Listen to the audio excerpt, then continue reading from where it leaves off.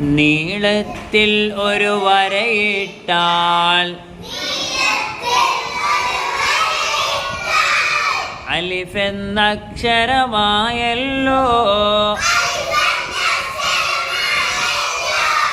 അലിഫിൻ മുകളിൽ ഫതഹിട്ടാൽ ആ എന്നക്ഷരമായല്ലോ.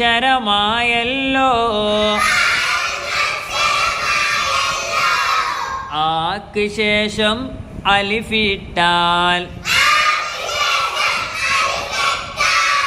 ആ എന്നും ആയല്ലോ.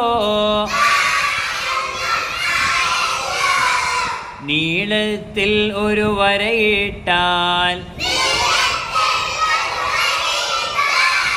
അലിഫ് എന്നക്ഷരമായല്ലോ.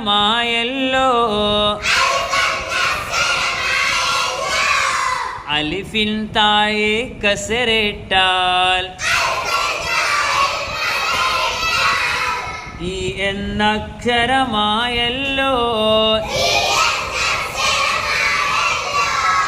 ഈക്ക് ശേഷം യാ ഇട്ടാൽ